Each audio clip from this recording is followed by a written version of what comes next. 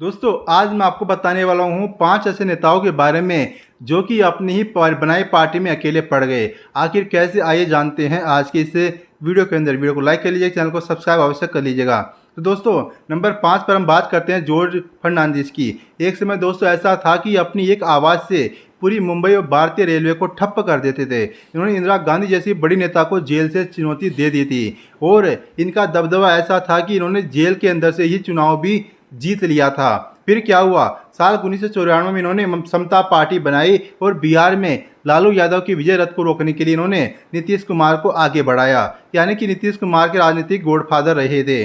तो शुरुआत में तो सब कुछ ठीक चल रहा था, लेकिन फिर हुआ क्या कि जॉर्ज फर्नांडिस साहब को अल्जाइमर यानी कि भूलने की बीमारी हो गई।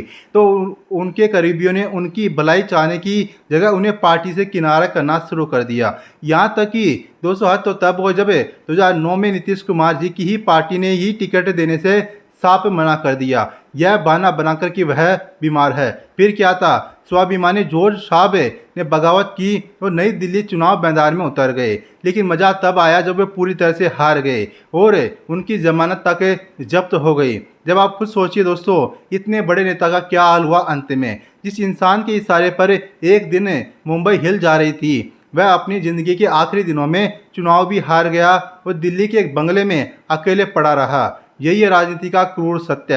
अब बात करते हैं नंबर 4 की। नंबर 4 पर आते हैं NTR रामाराव जी, जो कि आंध्र प्रदेश के बहुत बड़े एक्टर थे और ये एक्टर ने से राजनीति में आए थे। इन्होंने भगवान कृष्ण और राम का रोल करके लोगों के दिलों पर राज भी किया था। 1982 में इन्होंने TDP नाम की पार्टी बनाई थी, जो कि आज भी है। और सिर्फ 9 महीने में इन्होंने आंध्र प्रदेश से कांग्रेस का सुपड़ा साफ कर दिया और खुद मुख्यमंत्री बन गए। आप खुद सोचिए, आपने पार्टी बनाई और आज से 9 महीने बाद आप डायरेक्ट राज्य के मुख्यमंत्री बन गए। कितनी बड़ी बात है। इसी से आप उनकी लोकप्रियता का अंदाजा लगा सकते हैं। लेकिन NTR ने अपने दामाद चंद्रबाबू नायडू पर आंख बंद करके भरोसा किया, उन्हें पार्टी चलाने पर पूरी खुली छूट दे दी। फिर हुआ क्या कि अपने जीवन के आखिरी दिनों में NTR रामाराव जी ने अपनी दूसरी शादी की। इससे क्या हुआ कि वो चंद्रबाबू नायडू थे, वे गुस्सा हो गए और उन्होंने NTR रामाराव जी के खिलाफ बगावत करने का फैसला कर लिया। फिर 1995 में चंद्रबाबू नायडू ने NTR रामाराव जी के खिलाफ बगावत शुरू कर दी और TDP के ज़्यादातर विधायकों को हैदराबाद के वाइसराय होटल में छिपा दिया। यहाँ तक कि दोस्तों हद तो तब हो गई जब NTR जी अपने विधायकों को मनाने उस होटल में गए तो उनके अपने ही समर्थकों और विधायकों ने उनकी गाड़ी पर चप्पलें और टमाटर फेंके। कितनी बुरी बात है। यह NTR जी के आत्मसम्मान पर सबसे बड़ा घाव था। तो दोस्तों इसके बाद और बड़ी हद तो तब हो गई जब चंद्रबाबू नायडू ने खुद सरकार बनाई और मुख्यमंत्री बन गए। वो चुनाव आयोग जाकर NTR जी से उनकी अपनी बनाई पार्टी का नाम और चुनाव चिन्ह भी ले लिया।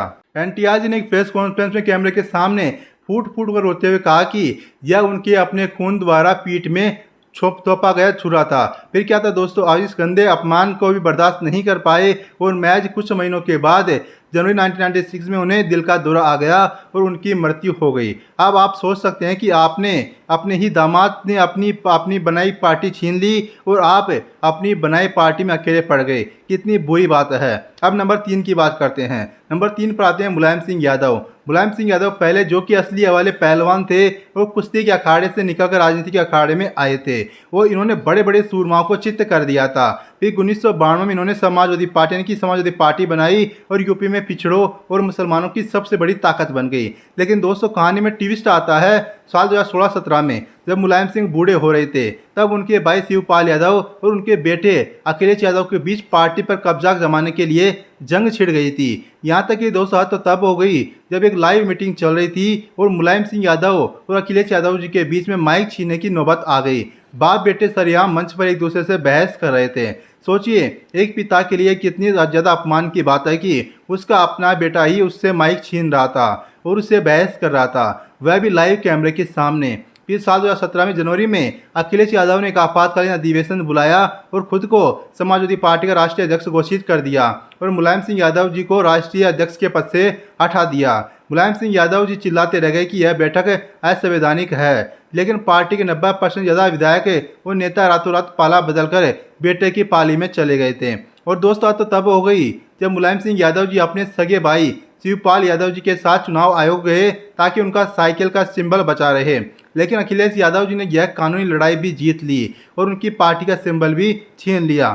फिर अखिलेश यादव ने सहानुभूति जताने के लिए अपने पिता को पार्टी के संरक्षक का ऐसा पद दिया जिसमें कोई पावर नहीं होती, सिर्फ नाम के लिए होता है। और उनके अंतिम दिनों में वह रैलियों में व्हील चेयर पर आते थे और सारे फैसले अखिलेश यादव भी ले रहे थे। अब नंबर 2 की बात करते हैं। नंबर 2 पर आते हैं शरद पवार की। बात है 1999 की। शरद पवार जी ने सोनिया गांधी जी के विदेशी मुल्क के मुद्दे पर कांग्रेस छोड़कर एनसीपी पार्टी बनाई। यह क्यों बनाई? क्योंकि 1999 में कांग्रेस के अंदर यह चल रहा था कि अब अगला पीएम जो सोनिया गांधी जी को बनाया जाएगा अगर कांग्रेस जीतती है तो। लेकिन शरद पवार जी को यह बिल्कुल भी मंजूर नहीं था कि एक विदेशी इंसान भारत का प्रधानमंत्री बन जाए, इसलिए इन्होंने इस पर बयान भी दिए और इससे कांग्रेस ने उन्हें निकाल दिया। इसके बाद शरद पवार जी ने अपनी खुद की पार्टी बनाई, यानी कि एनसीपी पार्टी बनाई और महाराष्ट्र की सत्ता के बहुत बड़े किंग मेकर बने।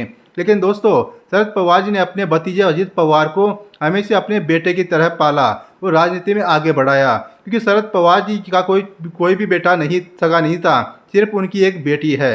लेकिन दोस्तों, हद तो तब हो गई जब जुलाई 2023 में अजित पवार ने बगावत की और अपने ही चाचा की पार्टी तोड़कर बीजेपी सिंधे सरकार में शामिल हो गए। उन्होंने मंच से खुलेआम कहा, चाचा आपकी उम्र 82 साल हो गई है, आप कब रुकेंगे? हर प्रोफेसर में रिटायरमेंट की उम्र होती है।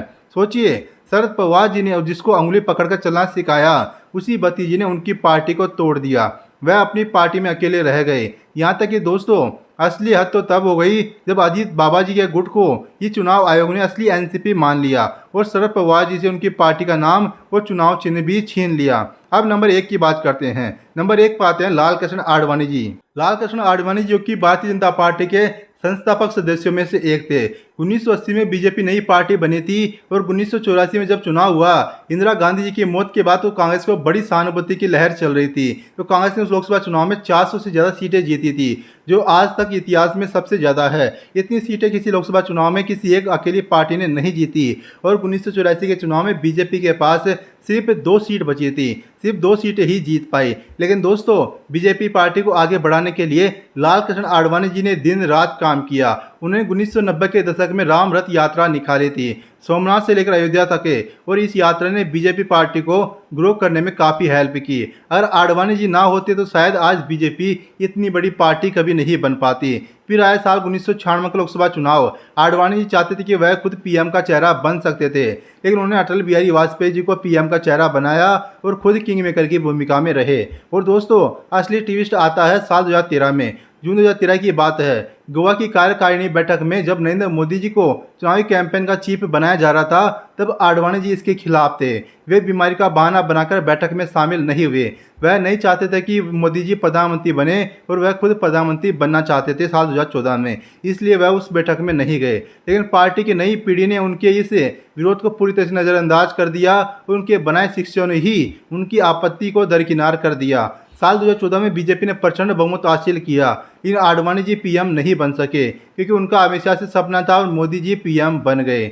और फिर इसके बाद बीजेपी ने उन्हें मार्गदर्शक मंडल नाम की एक ऐसी जगह पर डाल दिया जिसमें बिल्कुल भी पावर नहीं होती है, सिर्फ नाम का पद होता है। यहाँ तक कि दोस्तों, असली हद तो तब हुई जब साल 2019 के लोकसभा चुनाव में उनकी अपनी गांधीनगर सीट से बीजेपी ने उन्हें टिकट ना देने से मना कर दिया और अमित शाह को वहाँ से टिकट दे दिया। हालांकि दोस्तों, साल 2014-24 में उन्हें भारत रत्न से सम्मानित किया गया, लेकिन आज वह सक्रिय राजनीति से पूरी तरह से दूर है और अपने घर में अकेले बैठे हुए हैं। जब राम मंदिर की प्राण प्रतिष्ठा हो रही थी, तब भी वह वहां नहीं जा सके स्वास्थ्य कारणों की वजह से और अपने ही घर में बैठे रहे। और जिन्होंने राम मंदिर की प्राण प्रतिष्ठा के लिए अपना सारा जीवन लगाया, वह खुद वहां नहीं जा सके। कितने दुख की बात है। तो आपको इनमें से किस नेता की कहानी सबसे ज़्यादा चौंकाया है, कमेंट लिख करके जरूर बताइएगा। साथ ही आपको इन नेताओं में कौन सा नेता सबसे ज़्यादा पसंद है, उसका नाम कमेंट बॉक्स में लिख करके बताइएगा। शुक्रिया, धन्यवाद।